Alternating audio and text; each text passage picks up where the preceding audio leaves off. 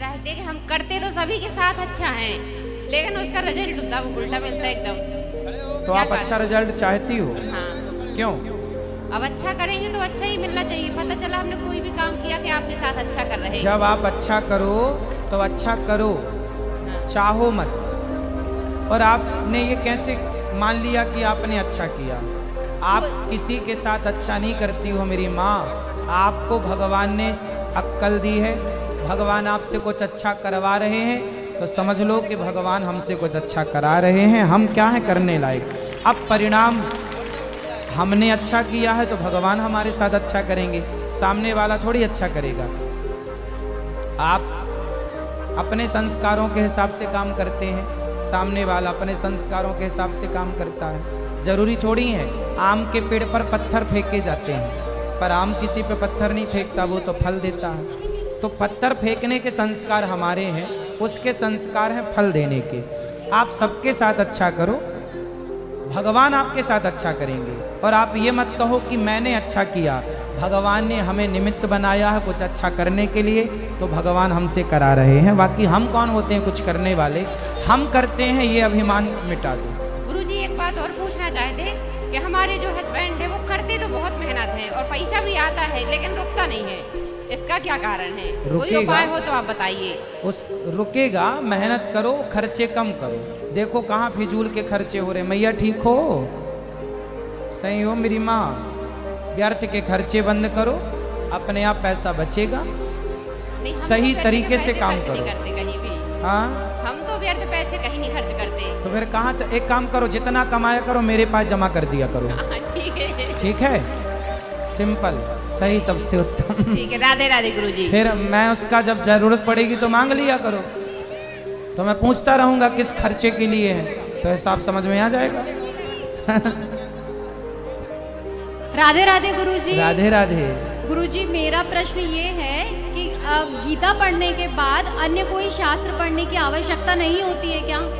बेटा जितना अधिक पढ़ना हो उतना, जितना अधिक पढ़ेंगे उतना अच्छा। गीता भी पर्याप्त है, फिर भी गीता के अतिरिक्त भी आप और पढ़ना चाहें, वैसे कल्याण कोई गीता के आधार पर चले तो पर्याप्त है, जरूरत नहीं है, पर फिर भी ज्ञान और हासिल हो तो क्या बुराई है। हाँ, बाकी तो मेरी सारी समस्याएं, आप रोज भागवत जो हो रही है वो सारी समस्याओं का समाधान मुझे मिल गया है। क्या समस्याओं का मिला?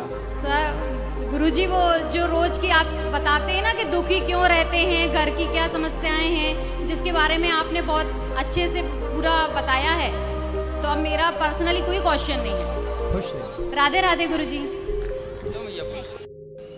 गुरुजी मैं पूछना चाहता हूँ, अगर कोई इंसान अपनी ज़िंदगी से हताश हो जाता है, निराश हो जाता है, तो वो कौन सा मार्ग चुनता है, कहाँ जाता है, फिर कौन सा मार्ग उसके लिए रह जाता है? सबके अलग अलग मार्ग हैं। कोई साधु बन जाता है, कोई आत्महत्या कर लेता है, कोई तीसरा रास्ता नशा का रास्ता अपना लेता है। तो गुरुजी तो मैं आप परेशान हैं? जी मैं पूछ रहा हूँ आपसे, अगर परेशान है तो क्या करना चाहिए, मतलब तो क्या आप करता परेशान है हैं? जी, किससे? अपने जीवन से जैसे कोई हताश हो जाता है, निराश हो जाता है, तो उसको क्या करना तो चाहिए आप गुरुजी? किससे हताश हैं, निराश? मेरे से बताओ। मैं तो परेशान अपने जीवन से ही हूँ गुरुजी। क्यों? बस कुछ शादी हो गई आपकी? नहीं, शादी नहीं हुई। शादी नहीं हुई, फिर किससे परेशान है? बस होती है गुरुजी कुछ ना कुछ वजह ऐसी बताओ कि ना, खुल के बताओ। नहीं जब हताश हो ही, परेशान हो ही, तो परेशानी बताने में क्या दिक्कत है? माँ ठीक है आपकी? हाँ, माँ पापा सब ठीक है, पिता सही है, सब बढ़िया है। भाई आपका आशीर्वाद है गुरुजी, सब बढ़िया है। फिर किस बात की आपको चिंता? गुरुजी अपने से खुद से परेशान हूँ मैं, अपनी जिंदगी से परेशान हूँ। कैसे? कुछ काम करते हो? हाँ, मैं जॉब करता था, मैंने जॉब भी छोड़ रखी है। कितना कमाते थे? कमा लेता था 30-32 हज़ार रुपये। आप क्यों छोड़ दी काम, जॉब? गुरुजी मैं भक्ति का मार्ग चुनना चाहता हूँ। चुन लेना जी। पहले ये बताओ कि हताश क्यों हो, परेशान क्यों? बस गुरुजी वो तो पता नहीं, मन में ऑटोमेटिकली नेगेटिविटी, कोई मतलब लड़की से गलत प्यार विचार करते आते हैं। हो? नहीं, ऐसा भी नहीं है। सही मतलब बताओ, कोई प्यार व्यार किया आपने? नहीं गुरुजी, मन ही नहीं करता कि मैं जॉब करूं, मतलब ऐसा मन करता है कि सांसारिक मोह को ना छोड़ दूं बिल्कुल।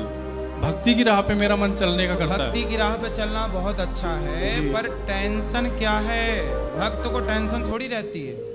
टेंशन नहीं गुरुजी, देखो ये जो सांसारिक जीवन तो सभी जीते हैं, सही है, तो कोई मतलब नहीं जीना चाहता, ऐसा चाहता है कि मैं भक्ति की राह चलूं या मतलब कुछ अलग करूं।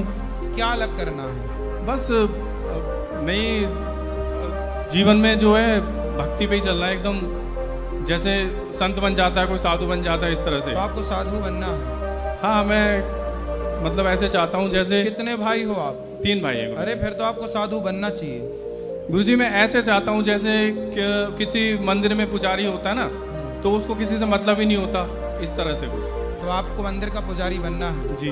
कहाँ मंदिर का? मुझे तो गुरुजी वैष्णो देवी मंदिर का। तो बन जाओ। तो गुरुजी ऐसे बना तो नहीं जाता ना। पुजारी देखो, आप भगवान की भक्ति शुरू कर दो, आप तो मैं साधु बन करता हूँ जाओ। गुरुजी। ये देखो हमारे साधु जी हैं, साधुओं की शरण में आओ। वैसे भी साधु आजकल बहुत कम हो गए।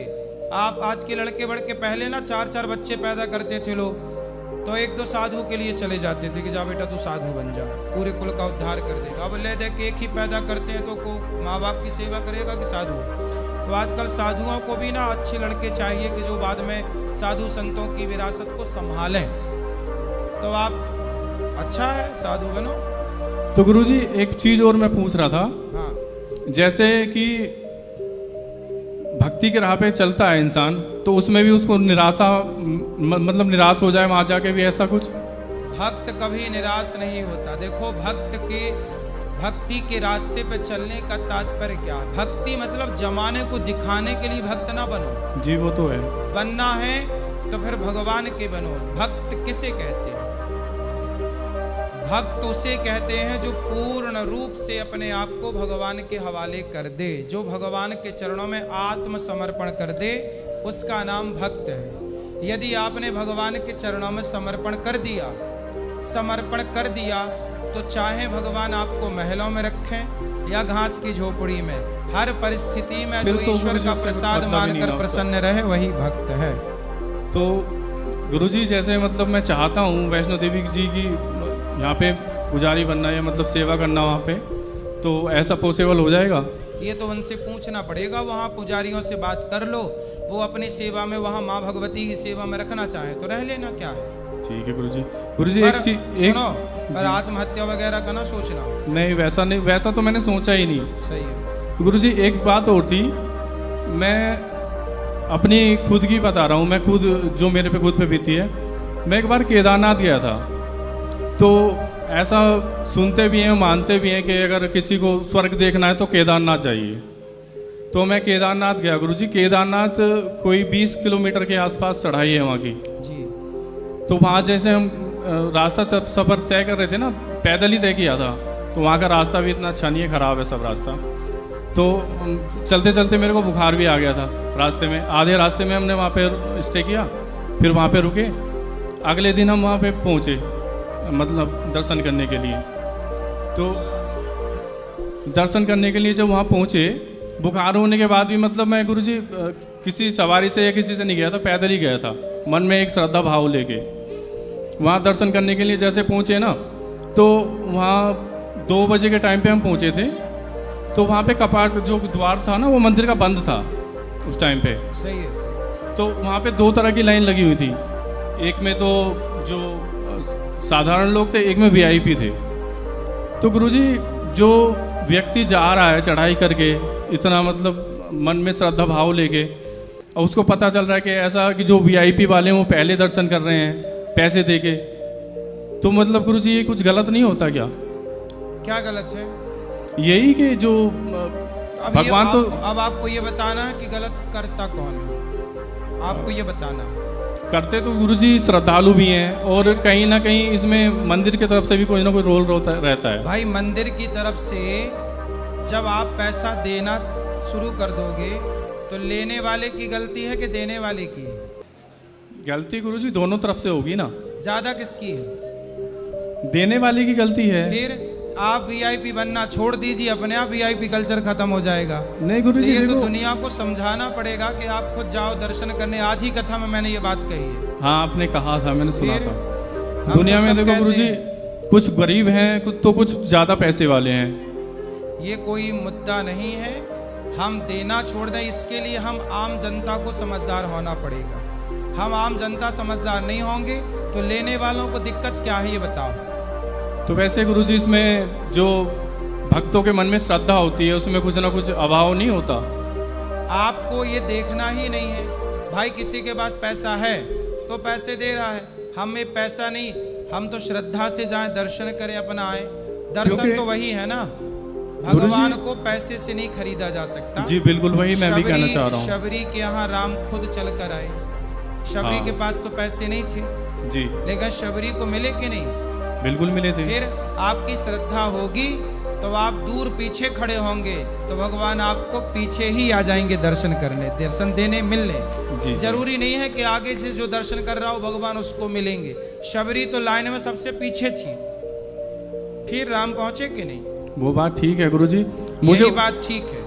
हाँ। इसे समझने की कोशिश करो। बिल्कुल मैं समझ रहा हूँ, मुझे खुद के लिए कोई दिक्कत नहीं है, लेकिन वहाँ पे एक ना महिला थी जो मतलब उनके पास छोटा सा बच्चा था, बेबी था, तो वो लाइन में लगी हुई थी, तो मतलब जो भीड़ भाड़ हुई ना तो उनको दर्शन नहीं कर पाई, बिना दर्शन करे चले आई। इतने दूर जाने के बाद बिना दर्शन करे चले आना।